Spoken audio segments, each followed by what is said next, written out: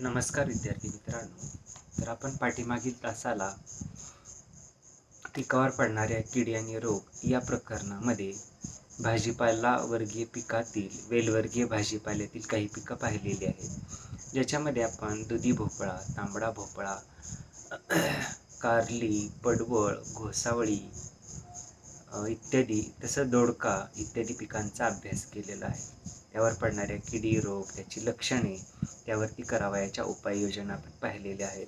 तर आजच्या तासाला आपण वेलवर्गीय पिकातील शेवटचं जे पीक आहे 7वं, ते म्हणजे कारली, तर त्यावर पडणाऱ्या किडी आणि रोगांचा विचार करणार आहोत. तर मित्रांनो,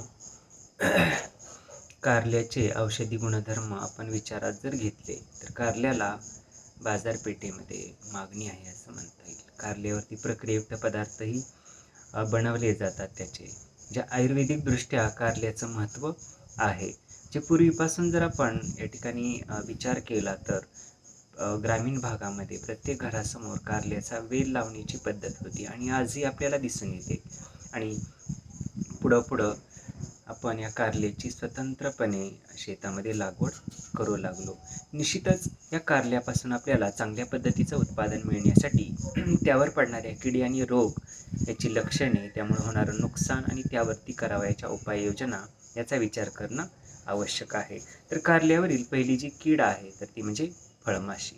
मित्रांनो, आपण पाठीमागे चर्चा केलेलीच आहे. तर ही फळमाशी कीड विविध प्रकारच्या पिकावरती पडते.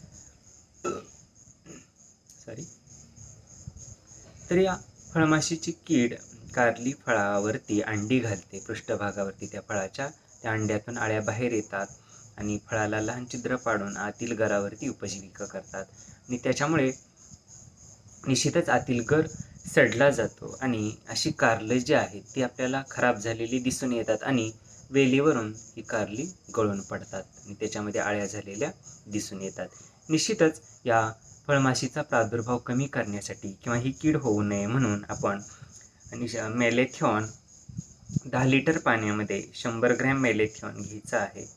तसंच गूळ त्याच्यामध्ये 100 ग्रॅम मिसळून हे जे औषध आहे ते आपण कारल्याच्या वेलीवरती फवारून या फळमाशीचं नियंत्रण करू शकतो. त्याच पद्धतीने आताचं जे द्रावण आहे मेलेथिऑन आणि गूळ, याचं हे द्रावण 3 ते 4 आठवड्याच्या अंतरानं फवारणीची आवश्यकता आहे. त्यानंतर दुसरी कीड आहे कारल्यावर पडणारी, ती म्हणजे तांबडे भुंगेरे, ज्याला फळ पोखरणारी अळी असंही म्हटलेलं आहे. तर हे तांबडे भुंगेरे रंगानं तांबडे असतात आणि निश्चितच ते रस शोषून घेतात. तसंच अंकुर जे आहेत कारल्याच्या वेलीचे किंवा शेंडे आहेत तर ते सुद्धा कुरतडून खाल्ले जातात आणि फळ पोखरणारी जी अळी आहे ती फळाला छिद्र पाडून आतील गरावरती उपजीविका करते किंवा फळ पोखरून खाते. त्यामुळे अशी जी फळं आहेत ती सडतात किंवा नासतात किंवा खराब होतात आणि निश्चितच उत्पादनाची जी गुणवत्ता आहे आणि एकूण उत्पादन याच्यामध्ये घट झालेली दिसून येते.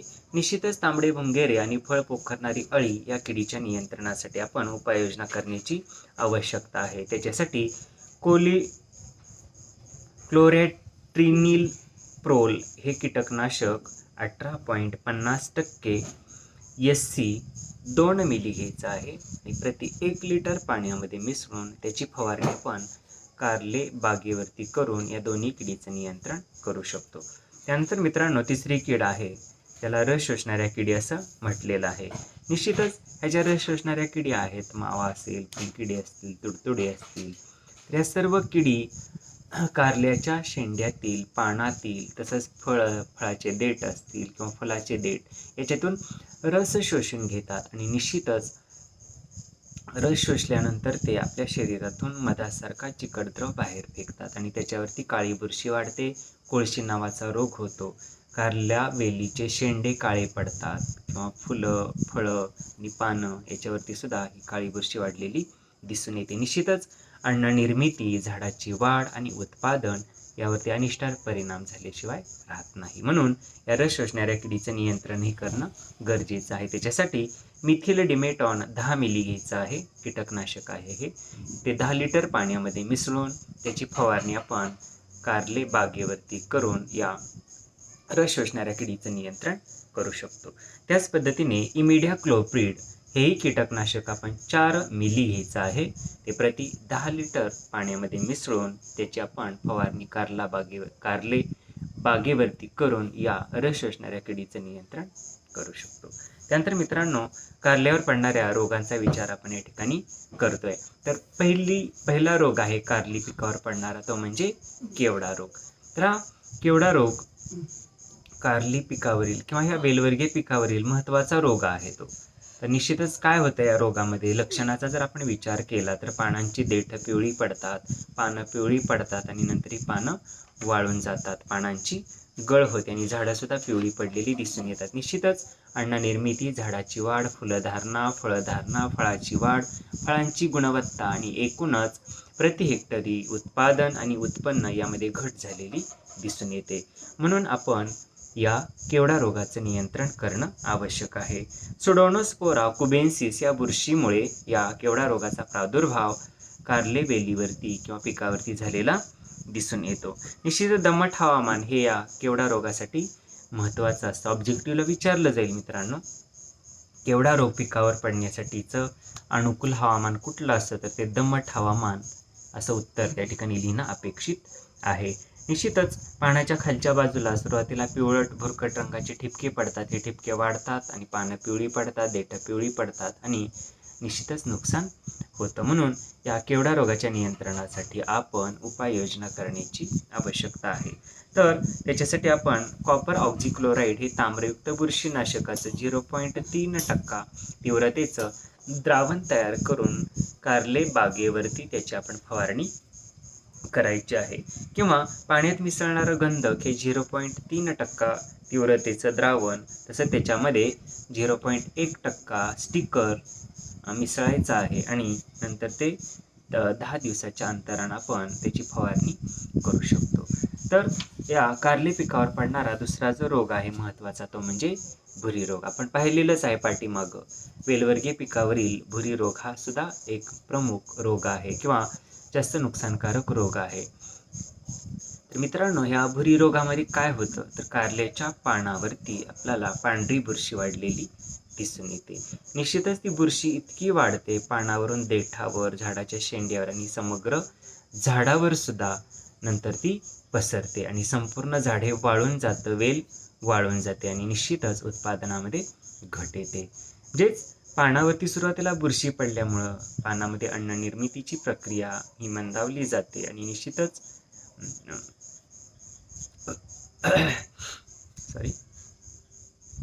निश्चितच झाडाची वाढ किंवा उत्पादक वाढ आणि शारीरिक वाढ अशा दोन्ही वाढीवरती परिणाम झालेले दिसून येतात. म्हणून या भुरी रोगाचे नियंत्रण करण्याची आवश्यकता आहे. त्याच्यासाठी वर करपा रोगासाठी ज्या आपण उपाययोजना पाहिलेल्या आहेत त्याच उपाययोजना करण्याची आवश्यकता आहे. त्या म्हणजे कॉपर ऑक्झिक्लोराइड हे ताम्रयुक्त बुरशीनाशकाचं 0.3% तीव्रतेचं द्रावण तयार करून त्याची फवारणी आपण कारले बागेवरती करायची आहे. किंवा पाण्यात मिसळणारं गंधक जे आहे ते 0.3% तीव्रतेचं, तसं स्टिकर 0.1% तीव्रतेचं, हे दोन्ही द्रावण तयार करून त्याची फवारणी आपण कारले बागेवरती करून या भुरी रोगाचं नियंत्रण करू शकतो. किंवा भुरी रोग कारले पिकावरती येणार नाही म्हणून आपण याची फवारणी म्हणजेच हा उपाय करण्याची आवश्यकता आहे. त्यानंतर मित्रांनो, या भाजीपाला वर्गीय पिकामधील पुढची जी पिकं आहेत ती म्हणजे शेंगवर्गीय पिके. तर त्याचा आपण या ठिकाणी विचार करणार आहोत. म्हणजेच या शेंगवर्गीय पिकावर पडणाऱ्या किडी, रोग, त्यामुळे होणारं नुकसान किंवा लक्षणे आणि त्यावरती करावयाच्या उपाययोजना. तर पाहूया आपण या शेंगवर्गीय पिकातील पहिलं जे पीक आहे ते म्हणजे गवार. तर मित्रांनो, या गवारीवरती पडणाऱ्या किडींचा विचार आपण सुरुवातीला करूया. निश्चितच रस शोषणाऱ्या ज्या किड्या आहेत, मावा, तुडतुडे, या 2 किडींचा प्रादुर्भाव गवार पिकावरती झालेला दिसून येतो. मावा, तुडतुडे काय करतात, तर गवारीच्या या फुलामधील किंवा गवारीच्या शेंगेमधील, गवार झाडाच्या शेंड्यामधील अन्नद्रव्याचं शोषण करतात आणि ते शोषण केल्यानंतर आपल्या शरीरातून मधासारखा चिकट द्रव ते बाहेर फेकतात. त्याच्यावरती काळी बुरशी वाढते, कोळशी नावाचा रोग होतो. म्हणजेच गवारीची जी पानं आहेत, गवारीचे जे शेंडे आहेत आणि गवारीची शेंग सुद्धा आपल्याला काळी पडलेली दिसून येते आणि निश्चितच अन्न निर्मिती, झाडाची वाढ, फुलधारणा किंवा फळधारणा म्हणूया आपण त्याला, म्हणजेच शेंग लागणं, याच्यावरती विपरीत परिणाम झालेले दिसून येतात. आणि निश्चितच या रस शोषणाऱ्या किडीमुळे गवारीचे शेंडे जे आहे ते मेंचटलेले दिसून येतात. झाडाची वाढ खुंटली जाते, त्याच्यातून फुलं आणि गवारीच्या शेंगा लागणं याचं प्रमाण कमी होतं. म्हणून या मावा आणि तुडतुडे या रस शोषणाऱ्या किडीचं नियंत्रण करण्याची आवश्यकता आहे. त्याच्यासाठी 5% निंबोळी अर्काची फवारणी आपण या गवारी झाडावरती किंवा पिकावरती करावयाची आहे. त्याच पद्धतीने एझाडिराक्टिन हे कीटकनाशक 20 मिली घेऊन ते प्रति 10 लिटर पाण्यामध्ये मिसळून या रासायनिक कीटकनाशकाची फवारणी आपण गवार पिकावरती करून या मावा आणि तुडतुडे रस शोषणाऱ्या किडीचं नियंत्रण आपण करू शकतो. त्यानंतर मित्रांनो, गवार पिकावरती पडणाऱ्या रोगांचा विचार आपण करूया. तर पहिला रोग आहे तो म्हणजे भुरी रोग. तर हा भुरी रोग जो आहे तो लेव्हेल्युटा टावरिका या बुरशीमुळे त्याचा प्रादुर्भाव या गवार पिकावरती झालेला दिसून येतो. तर या भुरी रोगाची लक्षणं जर आपण विचारात घेतली तर पानाच्या खाली, पानाच्या वरील बाजूला पांढरी बुरशी वाढलेली दिसून येते. निश्चितच खूपच जर ही बुरशी वाढली तर ती निश्चितच पानांच्या देठावरती, पानावरती, झाडावरती आणि शेंगेवरती सुद्धा पडलेली दिसून येते. संपूर्ण झाड पांढरं होतं आणि कालांतरानं ते झाड वाळूनही जातं, जे निश्चितच अन्ननिर्मिती, झाडाची वाढ, फुलधारणा, शेंगा लागणं आणि शेंगाची गुणवत्ता आणि उत्पादन अशा निश्चितच वेगवेगळ्या बाबीवरती या भुरी रोगाचा प्रादुर्भाव झालेला दिसून येतो. म्हणून या रोगाचं नियंत्रण करण्याची आवश्यकता आहे. त्याच्यासाठी आपण सेंद्रिय खताचा जास्तीत जास्त वापर गवार पिकासाठी करण्याची गरज आहे. त्याच पद्धतीने ट्रायकोडर्मा ही जी जैविक बुरशी आहे तर त्याचा सुद्धा वापर आपण पेरणीच्या वेळी साधारणतः 25 किलो शेणखतामध्ये 2.5 ते 3 किलो ट्रायकोडर्मा जैविक बुरशी मिसळायची आहे आणि ते शेणखत आपण त्या गवारीच्या प्लॉटमध्ये टाकायचं आहे, जेणेकरून त्या ट्रायकोडर्मा बुरशीमुळं या भुरी रोगाचा प्रादुर्भाव आपल्याला टाळता येतो. त्याच पद्धतीने मित्रांनो, पानावरील ठिपके हा सुद्धा रोग आहे.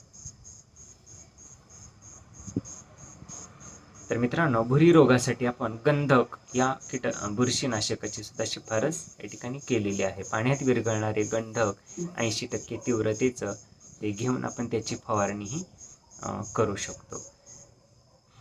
त्यानंतर दुसरा रोग आहे गवारीवरील, तो म्हणजे पानावरील ठिपके. तर निश्चितच या रोगामुळं गवारीच्या पानावरती आपल्याला राखाडी रंगाचे ठिपके पडलेले दिसून येतात. नंतर हे ठिपके वाढतात, एकमेकांमध्ये मिसळतात, पानंही वाळलेली दिसू लागतात. तसंच पानांच्या कडावरच्या बाजूला वळतात आणि निश्चितच अन्ननिर्मिती, झाडाची वाढ आणि उत्पादन यावरती वाईट परिणाम झालेले दिसून येतात. त्याच पद्धतीने दुसरा रोग आहे गवार पिकावरील, तो म्हणजे मर रोग. निश्चितच हा जमिनीतून आणि त्या बियाण्यावर असणाऱ्या बुरशीमुळं या रोगाचा प्रादुर्भाव झालेला दिसून येतो. फुजारियम ही बुरशी या रोगाला कारणीभूत आहे. तर या मर रोगामध्ये काय होतं मित्रांनो, तर गवारीच्या मुळ्यावरती ही बुरशी वाढते, त्यामुळे मुळ्यांचं कार्य थांबतं, मुळ्या मरतात आणि झाड पूर्ण मरतं, म्हणून त्याला मर रोग असं म्हटलेलं आहे. आणि निश्चितच या मर रोगामुळं झाडांची संख्या प्रति हेक्टरी कमी होते आणि उत्पादनामध्ये घट झालेली दिसून येते. म्हणून या मर रोगाचं नियंत्रण करण्याची आवश्यकता आहे. त्याच्यासाठी आपण गवार ज्या प्लॉटमध्ये आपल्याला लावायची आहे तर त्या प्लॉटमध्ये आपण शेणखताचा जास्तीत जास्त वापर करण्याची गरज आहे. त्याच पद्धतीने मर रोग म्हटल्यानंतर ट्रायकोडर्मा ही जैविक बुरशी आपण 2.5 ते 3 किलो घेऊन ती 25 किलो चांगल्या कुजलेल्या शेणखतामध्ये मिसळायची आहे आणि ते शेणखत आपण गवार पीक ज्या प्लॉटमध्ये आपल्याला लावायचं आहे, लागवड करायची आहे, त्या प्लॉटमध्ये ते शेणखत आपण मिसळून टाकू शकतो. आता तुम्ही म्हणाल 25 किलो शेणखत एवढ्या क्षेत्रासाठी कसं पुरेसं आहे, तर ते प्रमाण आहे मित्रांनो. म्हणजे 2.5 ते 3 किलो ट्रायकोडर्मा जैविक बुरशी घेऊन ती 25 किलो शेणखतामध्ये मिसळायची आहे आणि नंतर ते 25 किलो शेणखत आपण आपल्याला जेवढं खत टाकायचं आहे त्याच्यामध्ये चांगल्या पद्धतीने मिसळून ते संपूर्ण शेणखत संपूर्ण प्लॉटला आपण मिसळून टाकू शकतो. तर असा हा जैविक उपाय करूनही आपण मर रोगाचं नियंत्रण करू शकतो किंवा मर रोग आपल्या त्या गवार पिकावरती पडणार नाही, याच्यासाठी हा एक प्रतिबंधात्मक उपाय सुद्धा आपण हा करू शकतो. त्यानंतर मित्रांनो दुसरं पीक आहे शेंगवर्गीय, ते म्हणजे वाल. तर वालवरती मावा किडीचाही प्रादुर्भाव झालेला दिसून येतो. तर काय करतो हा मावा, तर या वाल पिकाच्या शेंड्यातील पानातील रस शोषून घेतो, आपल्या शरीरावाटे तो चिकटद्रव बाहेर फेकतो, त्यावरती काळी बुरशी वाढते आणि निश्चितच त्याच्यामुळं पानं, त्या वालचे जे शेंडे आहेत, त्या पिकाचे शेंगा ज्या आहेत त्या सुद्धा काळपट पडलेल्या दिसून येतात. आणि निश्चितच अन्ननिर्मिती, झाडाची वाढ, फुलधारणा, फळधारणा आणि शेंगा भरणं, शेंगाची वाढ यावरती आपल्याला विपरीत परिणाम झालेले दिसून येतात. म्हणून या मावा किडीचं नियंत्रण करण्याची आवश्यकता आहे. त्याच पद्धतीने शेंगा पोखरणारी अळी, या अळीचा किंवा या किडीचा सुद्धा प्रादुर्भाव वाल या पिकावरती झालेला दिसून येतो. तर ही अळी काय करते, तर शेंगेला लहान छिद्र पाडून त्या आत प्रवेश करते आणि आतील जे दाणे आहेत ते खाऊन फस्त करते. निश्चितच त्याच्यामुळं काय होतं, तर शेंगेतील दाणे खाल्ल्यामुळं उत्पादनामध्ये घट येते. तर ही जे मावा आणि शेंगा पोखरणारी अळी या दोन किडीच्या नियंत्रणासाठी आपण 5% निंबोळी अर्काची फवारणी करण्याची आवश्यकता आहे. त्यानंतर वालवर पडणाऱ्या रोगांचा विचार आपण करणार आहोत. तर पहिला रोग आहे तो म्हणजे करपा रोग. तर हा मित्रांनो बुरशीजन्य रोग आहे, कोलिटोट्रिकम लेंडेमुथियानम. तर या बुरशीमुळे या करपा रोगाचा प्रादुर्भाव वाल पिकावरती झालेला दिसून येतो. तर या रोगाच्या लक्षणाचा जर आपण विचार केला तर निश्चितच बियाण्याद्वारे आणि हवेद्वारे या रोगाचा प्रसार वाल पिकावरती झालेला दिसून येतो. साधारणतः दमट आणि थंड हवामान या करपा रोगासाठी अनुकूल असतं. झाडाचे खोड, पाने, शेंडे आणि बिया यावरती आपल्याला लांबट गोल भुरकट तपकिरी रंगाचे ठिपके दिसून येतात आणि हे ठिपके नंतर एकमेकांमध्ये मिसळले जातात, संपूर्ण पानं करपतात किंवा वाळतात, म्हणून त्याला करपा रोग असं म्हटलेलं आहे. आणि कालांतरानं झाड सुद्धा पूर्ण करपतं किंवा वाळतं. आणि या करपा रोगामुळं वेलींची जी संख्या आहे किंवा झाडांची संख्या प्रति हेक्टरी कमी होते, उत्पादनामध्ये घट येते. म्हणून या करपा रोगाचं नियंत्रण आपण करण्याची गरज आहे. त्याच्यासाठी आपण पेरणी करता जी शिफारस केलेल्या चांगल्या जाती आहेत किंवा वाण आहेत त्याचीच आपण निवड करणं आवश्यक आहे. तसंच पिकाची फेरपालट सुद्धा आपण चांगल्या पद्धतीने केली पाहिजे. जे एकदल पिकानंतर द्विदल पिकं किंवा तृणधान्य पिकानंतर कंदवर्गीय पिकं अशी जी काही पिकाची फेरपालट असते, योग्य फेरपालट केली असता या करपा रोगाचा जो प्रादुर्भाव आपल्या पिकावरती होत असतो तो आपल्याला टाळता येतो. त्यानंतर मित्रांनो या वालवरील दुसरा रोग आहे तो म्हणजे तांबेरा. तर मित्रांनो हा सुद्धा बुरशीजन्य रोग आहे. युरोमासेस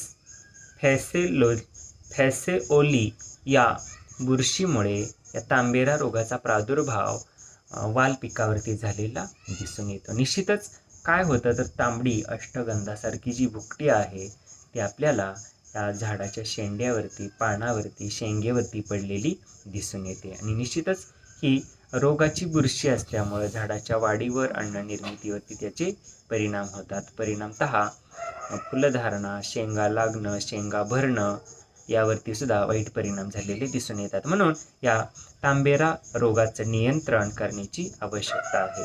त्याच्यासाठी आपण रोगट झाडं उपटून नष्ट करायची आहेत. तसंच जैविक जी काही कीटकनाशकं आहे त्याचाही वापर आपण केला पाहिजे. तसंच फुले गौरी ही या रोगाला प्रतिकार करणारी जी जात आहे तर त्याची सुद्धा आपण लागवडीसाठी निवड करण्याची आवश्यकता आहे. त्यानंतर मित्रांनो वाल या पिकावरील तिसरा रोग आहे तो म्हणजे पानावरील मोझॅक. तर मित्रांनो तर हा सुद्धा बुरशीजन्य रोग आहे. तर निश्चितच पांढऱ्या माशीमुळे या रोगाचा प्रादुर्भाव आपणाला या वाल पिकावरती झालेला दिसून येतो. मित्रांनो हा विषाणूजन्य रोग आहे. तर पांढरी माशी या किडीमुळं काय होतं, तर या रोगाचा फैलाव अधिक प्रमाणात होतो. ती पांढरी माशी रस शोषण्यासाठी या झाडावरून त्या झाडावरती जाते आणि निश्चितच ते रस शोषल्यामुळे त्या रसामध्ये ते जे विषाणू आहेत तर ते तसेच राहतात आणि दुसऱ्या झाडावरती सुद्धा त्याचा प्रादुर्भाव होतो. म्हणून या पानावरील मोझॅक या विषाणूजन्य रोगाचा प्रादुर्भाव म्हणूया किंवा प्रसार या पांढरी माशी या किडीमुळे होतो. हे ऑब्जेक्टिव्हसाठी लक्षात ठेवा मित्रांनो. जे कॉमन ऑब्जेक्टिव्ह आहे, हे विषाणूजन्य रोग हे वेगवेगळ्या किडीमुळेच फैलावतात, हे आपण लक्षात ठेवणं गरजेचं आहे. कारण त्या किडी या पिकातील रस शोषून घेतात. रस शोषताना त्याच्यामध्ये ते विषाणू येतात आणि दुसऱ्या झाडावरती बसल्यानंतर तिथला रस शोषताना त्या विषाणूंची लागण त्या झाडाला होते.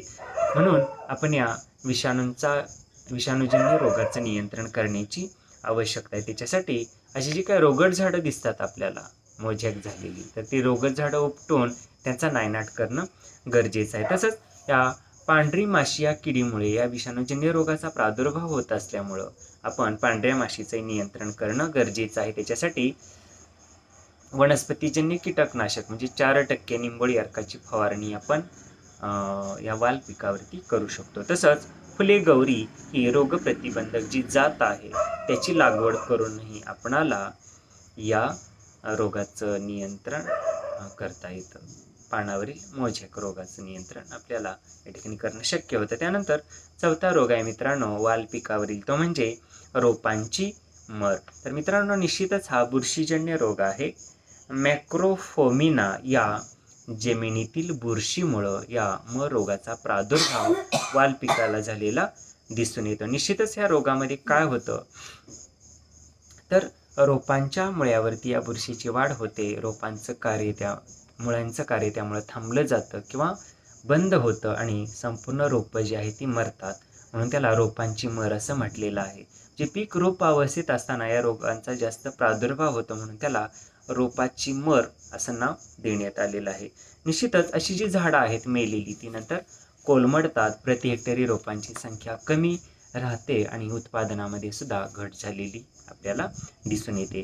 तर या रोपांची मर या रोगाचं नियंत्रण करण्यासाठी आपण निश्चितच बीज प्रक्रिया करणं गरजेचं आहे. त्याच्यासाठी ट्रायकोडर्मा या जैविक बुरशीनाशकाची किंवा या जैविक बुरशीची बीज प्रक्रिया करण्याची आवश्यकता आहे. त्याच्यासाठी ट्रायकोडर्मा ही जैविक बुरशी 6 ग्रॅम घ्यायची आहे. ती 1 किलो वाल पिकाच्या बियाला चोळून किंवा त्याची बीज प्रक्रिया करून नंतर ह्या बियांची लागवड आपण करू शकतो. तसंच या रोपांची मर झालेली जी काही रोपं आहेत किंवा रोगाची लागण झालेली जी रोपं आहेत ती आपण उपटून त्यांचा नायनाट करणं गरजेचं आहे. त्यानंतर मित्रांनो भुरी हा शेवटचा रोग आहे वाल पिकावरील. तर हा भुरी रोग सुद्धा मित्रांनो बुरशीजन्य रोग आहे. इरिसिफी पॉलिगोनी या बुरशीमुळे या भुरी रोगाचा प्रादुर्भाव वालवरती झालेला दिसून येतो. निश्चितच काय होतं तर या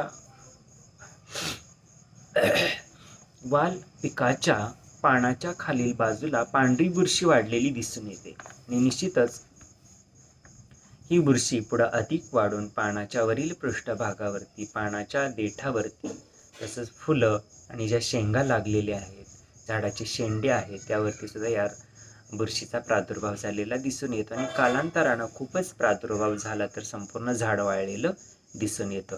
निश्चितच प्रति हेक्टरी रोपांची संख्या कमी होते, उत्पादनामध्ये घट येते. म्हणून या भुरी रोगाचं नियंत्रण करण्याची आवश्यकता आहे. त्याच्यासाठी आपण पाण्यात मिसळणारे गंधक 80% तीव्रतेचं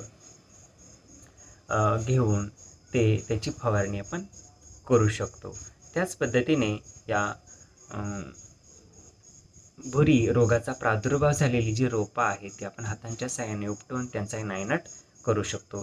त्यानंतर मित्रांनो तिसरं शेंगवर्गीय पिकं आहे. जशी आपण 2 आत्ता पाहिली. पहिलं होतं गवार, त्यानंतर वाल आणि पुढचं आहे वाटाणा.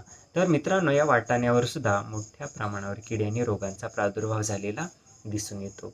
मग आपलं जे नुकसान होणार आहे ते टाळण्यासाठी आपण या रोगांचा, या किडींचा, त्यामुळे होणारी लक्षणे, त्यामुळे होणारं नुकसान याचा विचार करून त्यावरती करावयाच्या उपाययोजनाही ध्यानात घेणं गरजेचं आहे, जेणेकरून आपल्याला चांगल्या पद्धतीचं उत्पादन मिळण्यासाठी मदत होते. तर वाटाण्यावरील आपण किडीचा सुरुवातीला या ठिकाणी विचार करूया. तर पहिली कीड आहे वाटाण्यावरील ती म्हणजे मावा. तर मित्रांनो पाठीमागे आपण बघितलेलं आहे मावा कीड ही रस शोषणारी कीड आहे. ही कीड काय करते तर वाटाण्याच्या शेंड्यामधील किंवा वाटाण्याच्या त्या शेंगेमधील देठामधील रस शोषून घेते, पानामधील रस शोषून घेते. आपल्या शरीराद्वारे ती चिकट द्रव बाहेर फेकते. त्या चिकट द्रवावरती काळी बुरशी वाढते आणि कोळशी नावाचा रोग होतो. शेंडे, पाने आणि शेंगासुद्धा काळ्या पडलेल्या दिसून येतात. म्हणून या मावा किडीचं नियंत्रण करण्याची आवश्यकता आहे. त्याच्यासाठी आपण प्रति हेक्टरी 10 किलो कार्बोफ्युरॉन 3G जमिनीमध्ये मिसळून द्यायचं आहे, जेणेकरून आपल्याला या किडीचं नियंत्रण करता येईल. किंवा क्विनॉलफॉस, क्लोरोपायरिफॉस, सायपरमेथ्रिन किंवा 4% निंबोळी अर्क अशा जैविक आणि रासायनिक जे वनस्पतीजन्य आणि रासायनिक कीटकनाशकाची फवारणी करूनही आपण या मावा किडीचं नियंत्रण करू शकतो. त्यानंतर मित्रांनो, दुसरी कीड आहे वाटाण्यावरील, ती म्हणजे शेंगा पोखरणारी अळी. तर मित्रांनो, ही कीड सुद्धा काय करते, सर्दी झालेली आहे नवीन पाण्यामुळं.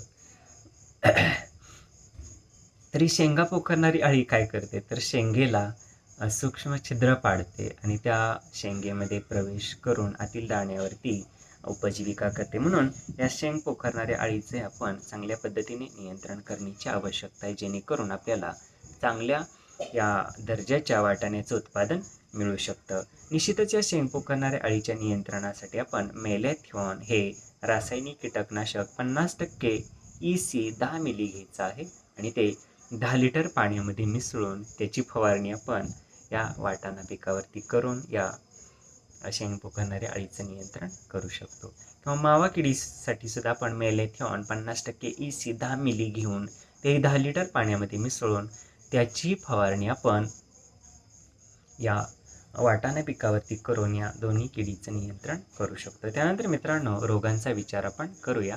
तर या वाटाण्यावरती भुरी रोगाचा प्रादुर्भाव मोठ्या प्रमाणावर झालेला दिसून येतो. इरिसिफी पॉलिगोनी मित्रांनो, ही बुरशी विचारली जाईल ऑब्जेक्टिव्हला, तर तुम्हाला हे ऑब्जेक्टिव्ह काढावंच लागेल.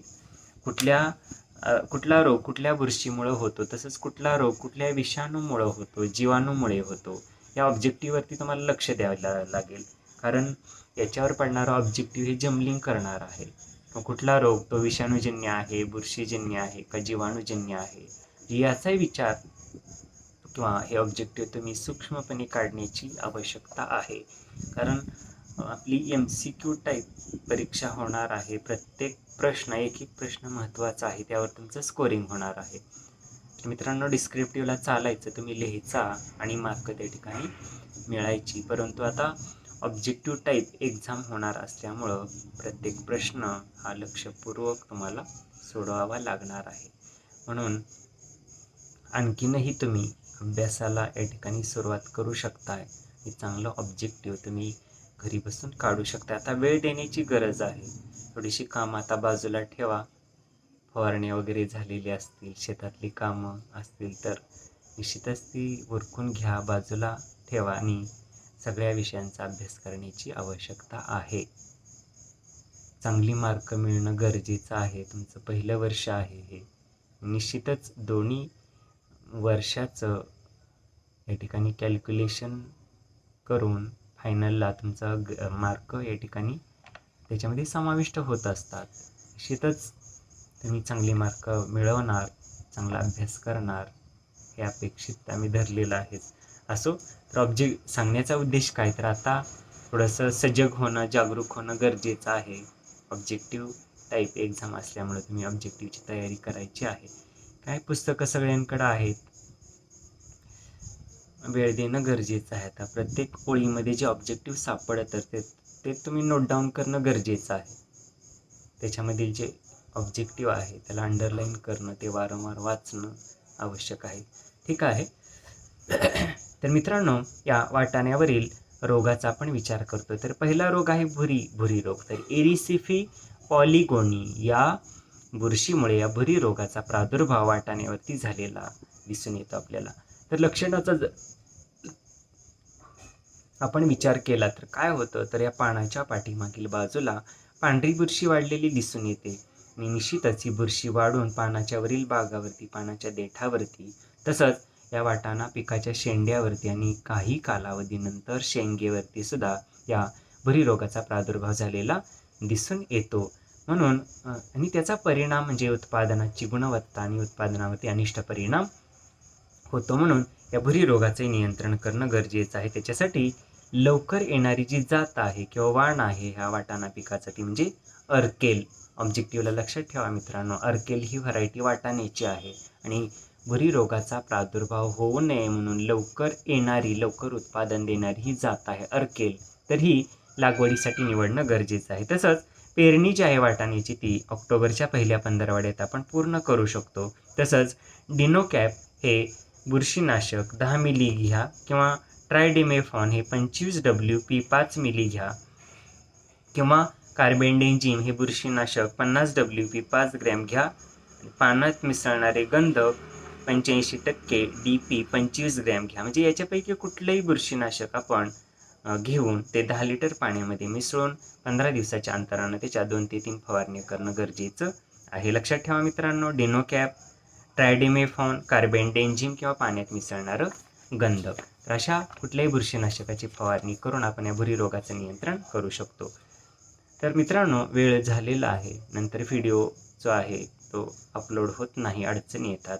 तर राहिलेले जे वाटाण्यावरील रोग आहेत त्याचा आपण विचार पुढच्या तासाला करूया. त्यानंतर घेवडा आहे, तसंच इतर जी काही आणखी शेंगवर्गीय पिकं आहेत त्याचा विचार, शेवगा आहे त्याचा विचार आपण पुढील तासाला करूया. आपण या ठिकाणी थांबूया. धन्यवाद.